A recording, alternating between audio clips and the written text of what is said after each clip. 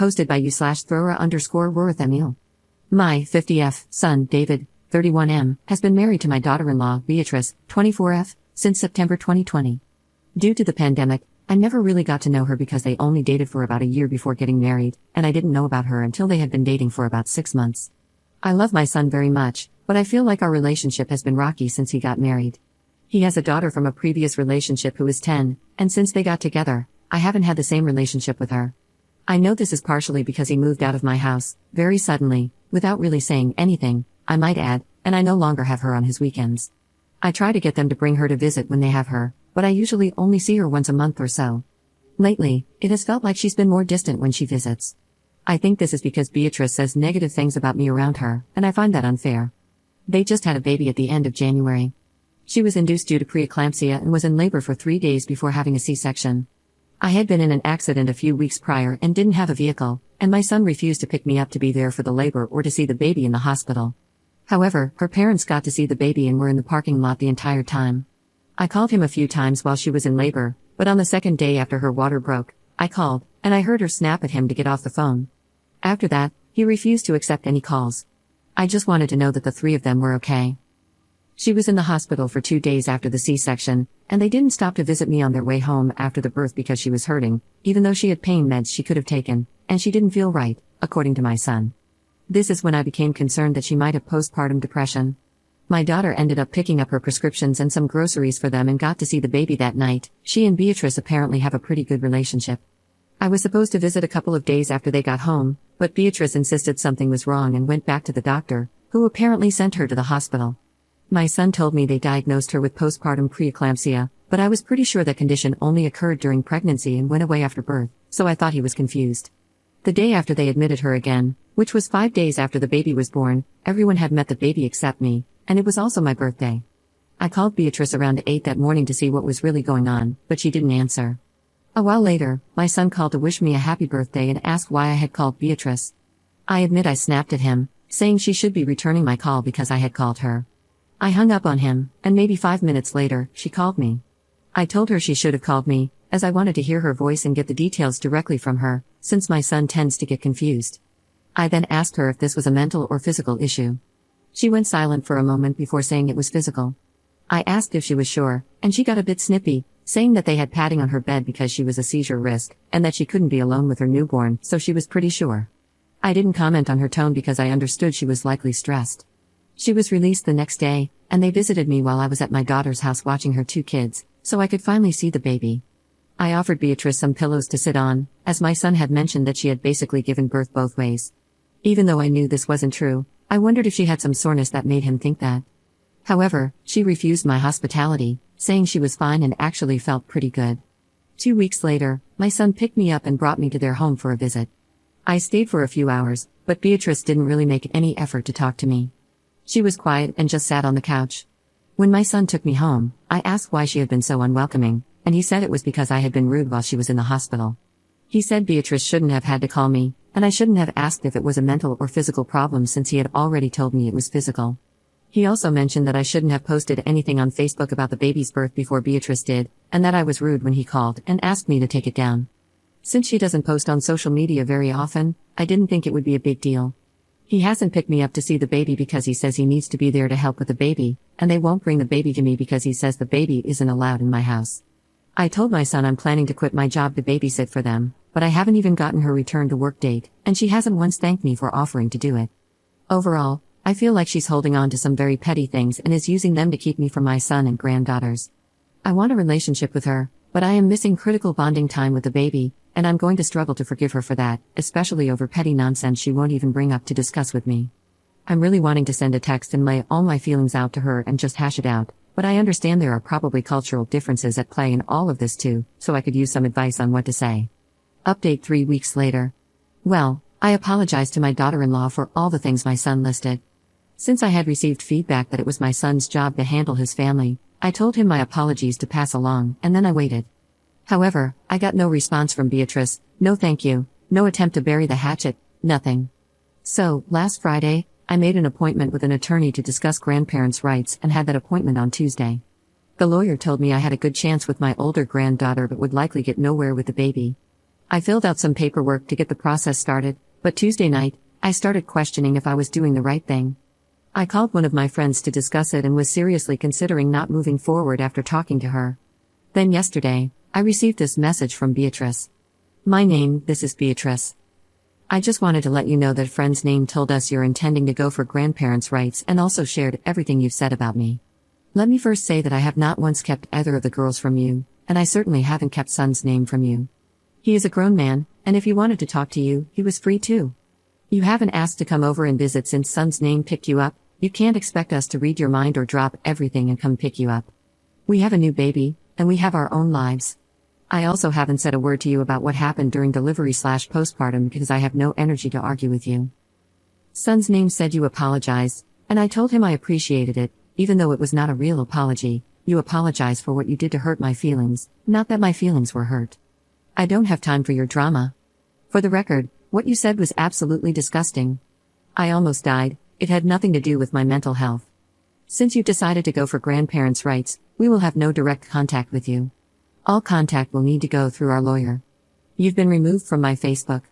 You are not permitted to post any pictures you've been sent of my child on social media, and older granddaughter's mom's name feels the same way regarding older granddaughter's name.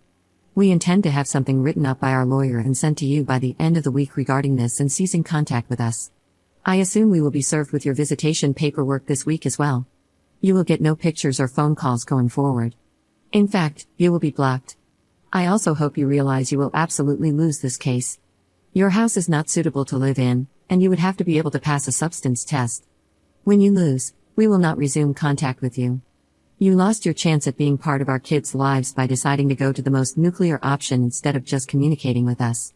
I tried to respond to her and tell her that I didn't want to go through with it anymore and that I had reacted out of anger, but she wouldn't answer my texts or calls, so I assume I really am blocked. I called my son to tell him about the text she sent, and he said he knew about it and that it was a lot nicer than what he wanted to send me. So, that's where I'm at right now. I'm going to show my lawyer the text so it can demonstrate how unwilling she is to forgive and work with me, and hopefully, this will resolve quickly so I can at least get visitation rights with my oldest granddaughter. Edit. I don't appreciate the nasty messages or the barrage of nasty comments I've received. I admit I made a mistake, but now this is my only option. It's clear that most of the responses on Reddit are from young people, not from my generation, as I've gotten different responses in other online support groups from people my age, many of whom are grandparents and from my own culture. Second update 2.5 months later. I really don't think I'm wrong, but I just need reassurance that I'm doing the right thing. I have a son David who is married to Beatrice. They have a daughter who is 4 months old, and my son has a daughter from a previous relationship who is 10. Beatrice and I had a falling out after their baby was born, and my son and granddaughters got caught in the crossfire. The falling out happened in March, and I know I did and said things I'm not proud of, and although she hasn't apologized, I'm sure she feels the same way. It would take too long to go over the entire history, but at the most extreme point, I consulted a lawyer for grandparent rights. During this time, my son had no contact with me, but when I dropped the grandparents' rights case, I asked for things to go back to normal. My son expressed that he wanted things to return to normal, but that a lot of damage had been done, and he wasn't sure if we could truly go back to how things were before. For Mother's Day, my daughter decided to take me out to dinner, and she begged David to come and bring the baby. The oldest was with her mom. David eventually agreed on the condition that it wasn't on Mother's Day. He, the baby, and Beatrice came. Beatrice was quiet for most of the dinner, but she did talk to my daughter a few times. I guess they have a pretty good relationship. Beatrice held the baby the entire time and wouldn't let me hold her or take pictures. Part of our falling out was over pictures and Facebook, so I found this to be petty. Overall, I would have called dinner a success. At the end, I hugged my son and told him I was proud of him for putting his foot down and coming to dinner with his daughter, and that I hoped he could continue to do that. Looking back, I know I shouldn't have said anything.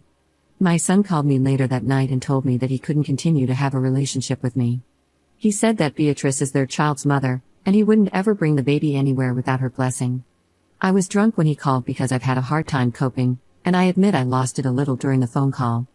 I told him it was despicable that he couldn't stand up to his wife, and that he should have come to see me on Mother's Day because I am his mother. He ended up hanging up on me. I called the next day and profusely apologized to him. I know it was wrong of me to have said what I did, and I told him I want a relationship with him. He told me he couldn't do this with me anymore. I have been heartbroken ever since, but I understand, I guess. I called him last night and told him that I wouldn't be contacting him or his wife anymore, and that I respected that we wouldn't have a relationship. I also let him know I would be taking him off as my power of attorney and out of my will, so he never had to be bothered with anything from me again. I don't have much anyway. He got mad at me and called me a sorry excuse for a mother, and now my daughter is saying I'm manipulative. I really don't understand how I was wrong in giving him what he wants. Third update 2 days later. After someone posted a link to what I believe are my daughter-in-law's Reddit posts, and I read some of the verbal attacks I received, I did some more reflection. I feel like her perspective of events really helped shift my view. I do want to point out that several people told me I was not wrong and that this younger generation has a poor view of family values. I truly believe I was judged so harshly because there are so few parents and grandparents on Reddit. I went to my son and daughter-in-law's house, but it was mostly empty. I was afraid of this after reading her post and some of the comments. I found the listing, and it's been posted for almost a week and is currently pending, but I can't find where they moved to, and all the photos show the house mostly empty. I suspect they bought a new house under an LLC, so I'm currently trying to figure out how to find out the name of the LLC and then find the house. I talked to one of their neighbors, and they said they moved most of their stuff out around the beginning of May, so my son kept this from me for quite a while, and didn't even bother to mention it at dinner. I had a meeting with my therapist to help me through this, but I'm still a wreck. My son has just disappeared. I know everyone here is looking at my small 3,000-character limited posts and my daughter-in-law's long gripes about me, but my son wouldn't do this on his own. His wife is absolutely manipulative, but it doesn't change the fact that I handled this all wrong and drove him further away. If I had just sought out a relationship with my son and granddaughters without involving Beatrice, I don't think I would be in this situation. I should have just played nice. One commenter put it perfectly when they asked me, "Do you want to be right, or do you want to have a relationship with your son and granddaughter?" And I chose wrong. My therapist told me to give myself some healing time before pursuing anything, but for now, my plan is to save some money and hire a private investigator to find my son. Then I'll work to rebuild our relationship and his trust so we can eventually get him out from under her influence. Again, I recognize I was wrong in some of this. I know I was overly demanding and critical, and I accept that I made mistakes. But I didn't deserve this. People who use kids and grandkids as pawns are evil. Edit. Screw everyone here. I am far from being a devil. I am not evil. The person who is evil is the one who took my family completely away from me. My daughter-in-law has completely manipulated my son. I'll admit I was far from perfect, but I don't deserve what you people are saying about me. I hope one day you feel what it's like to lose your child and grandchild to a manipulative person who just wants to cut their family off. Fourth update 1 year 5 months later. Can I sue to get my son's ashes? My son passed away earlier this year. We had a really rocky relationship over the last year or so, mainly caused by his wife. They separated after he had a work-related accident that caused a traumatic brain injury, which had lasting effects on his personality. She basically decided she couldn't handle it and told him to leave. They were separated when he passed away, but I don't know if divorce had been officially filed. They supposedly had 2 children together, and he has an older daughter from a previous relationship. When I received the news of his death, I was able to see him before he was cremated. I requested some of his ashes from the funeral home, but my wishes were not honored, and I didn't want him cremated either, but that wish wasn't honored either.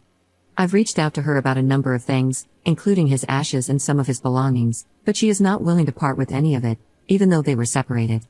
She claims the ashes and belongings should go to his supposed children, along with all his life insurance policies and his work settlement. I say supposed children because I have reason to believe her children are not his. Can I sue for his ashes and belongings? Is there a way to have a paternity test done so that his belongings and ashes can go to his sister and me if we are his only living relatives? I don't understand why she would get everything if they were separated and she abandoned him. I feel like his actual living relatives should be entitled to everything. Commenter. If the breakdown was his wife's fault, why didn't he reach out once they were separated? How do you know they were separated, and how long was it? Ops response. He did reach out before they were separated, after his injury. His injury finally gave him the strength to stand up to her. I know they won't replace my son, but I would still like to have some things to remember him by. I won't be able to have a relationship with her or the kids, if they are even his, because she destroyed our relationship after giving birth to her oldest, and did the same to me, the mother of his other daughters. Commenter. The way you talk about your supposed grandchildren really doesn't sit right with me. It makes me think that you were to blame for the falling out, not her. If the supposed children were good enough for your son, that should be enough for you to treat them as such, regardless of how you feel. Also, he left children behind. That money will help them. I want to feel sorry for you because you've lost your son, and I can't even begin to fathom that. But you just give off mean girl energy. Ops response. I can't treat them anyway because their mother won't let me be around them, as even convinced the oldest child's mother as well.